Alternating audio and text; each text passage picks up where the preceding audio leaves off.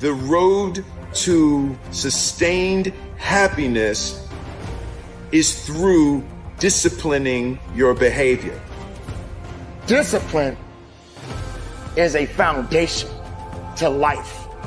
Don't say you can't. Don't say this is going to happen. Don't quantify it and say, well, if I show up, this better happen. Just show up and put the work in. That's it. Get up early, do some kind of workout, eat good foods, clean your room, make a list of things that you're supposed to do in your life, and then wake up in the morning and do those things. That's what discipline is. Discipline, focus, practice, suffering, push. And then all of a sudden, you get better and better and better. So be careful that your routine is pointing to where you're trying to get to, and you're not wasting time. So I'm looking at Warren Buffett. He says he reads 6 hours a day.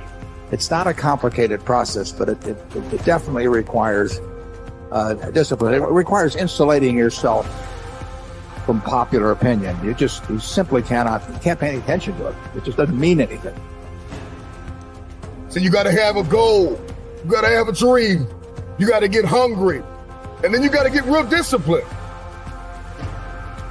Because motivation will get you going.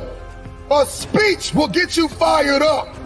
But discipline is going to give you the power to stay committed to whatever that goal is. You need to make the most out of every situation, which means you need to discipline your mind. Stop making excuses. Get after it where you are right now and repeat after me. I am in control of my destiny. Find that self-discipline and stop making excuses and stop depending on other people to bail you out. You've got more fight in you. You've got more strength in you. You've got more wisdom in you. There is no time for excuses. Most people give up on themselves easily. You know the human spirit is powerful. There's nothing as powerful. It's hard to kill the human spirit. When that alarm clock goes off at 4 or 5 in the morning, your mind says no. You just say, this is what we do. It's what we do now. It's the disciplined, desperate, dangerous mentality. And I don't care who you are. I don't care where you come from. I don't care what your story is. At the end of the day, you can win if you choose to learn the things that you need to do and then can do them. Not trying to be partying no more. Now it's time to create a legacy now. You had your fun. Now get your work. Now build a legacy. Because if you're not disciplined, then there's no business that can be done. You want to be more disciplined? Get after it. The official definition of self-discipline is the ability to control one's feelings and overcome one's weaknesses. Also, it's the ability to pursue what one thinks is right, despite temptations to abandon it.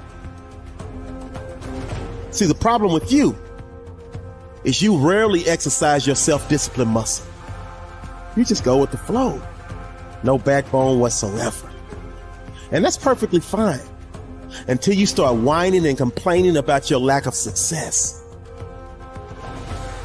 Whining and complaining about your lack of progress. Whining and complaining that you're not gaining any momentum and you can't seem to get ahead in life. See, self-discipline begins with the mastery of your thoughts. If you don't control what you think, you can't control what you do. So don't talk to me about your failures. Don't talk to me about your setbacks. Don't talk to me about the lack of success you are achieving, because I'm that one. I'm that one that will tell you the exact reason why you are failing. You're failing because on a daily basis, you fail to exercise your self-discipline muscle. On a daily basis, you fail to sacrifice. You're failing because on a daily basis, you fail to come up with a plan. On a daily basis, you fail to get uncomfortable. You fail to push past your limits. And you fail to believe in yourself. So this is the moment that you stop renting your problems. This is the moment you stop renting your issues. This is the moment that you stop renting your lack of focus. This is the moment that you stop renting your lack of self-discipline. It's time for you to take ownership.